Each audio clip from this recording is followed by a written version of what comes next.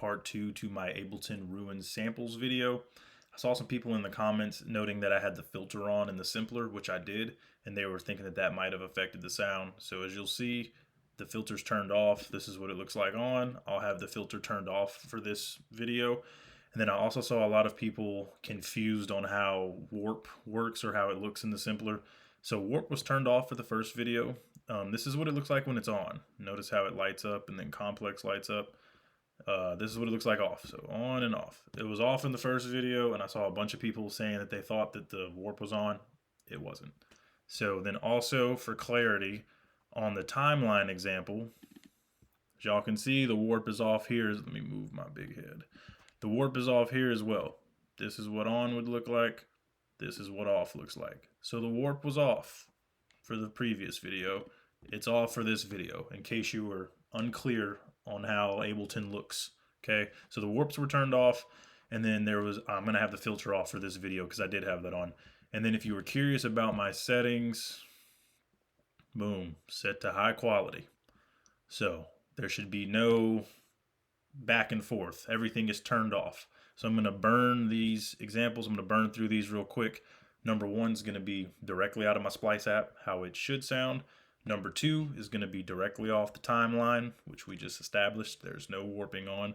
And then number 3 is going to be firing out of Simpler, which I will be using my push 2 for that, obviously with everything disengaged. So I'm going to burn back through these examples real quick. He will never let me go, never let me down. He will never let me go, never let me down.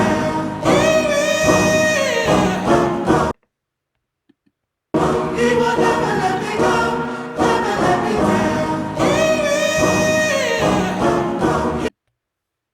He will never let me go, never let me down. So there you go. If y'all would like to run that back and listen to it, you know, do your thing. To me, it's a pretty obvious difference. If you can't hear the difference, I don't know what to tell you. I did bring this up with Ableton support team. I tagged my first video. I'm going to tag this one as well, just so they can check it out. If they find anything that helps, I will make a video and let you guys know.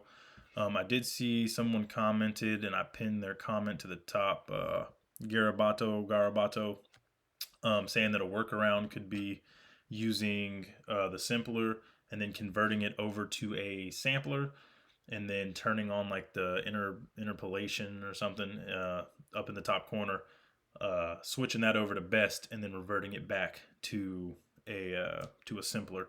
That might work, but I purchased the standard version of Ableton, which I will pull up on here. Okay, here's the version, standard suite. I have the standard version, as you can see. Sampler is not available, so I don't know if that fix works or not. If you guys out there have the suite version of the software, try it out. Maybe that'll be your fix. But yeah, I just wanted to clear up any confusion with the talk about warp being turned on or thinking that the filter would affect it. So as y'all can see, proof's in the pudding. Everything's turned off. It's playing straight through, and it sounds worse. So I just wanted to clarify that. Take that information and do what you will with it. In the meantime, I have purchased an MPC Studio. I was an MPC user for about 3 or 4 years before I switched to Ableton about 2.5 years ago. So what I'm going to do is get back into using their software, and I will do the same exact test with the same samples in the MPC software, and we'll see if it sounds any different. So yeah, just wanted to clarify that so there's no confusion. Like I said, take that information, do what you will with it. You guys take it easy.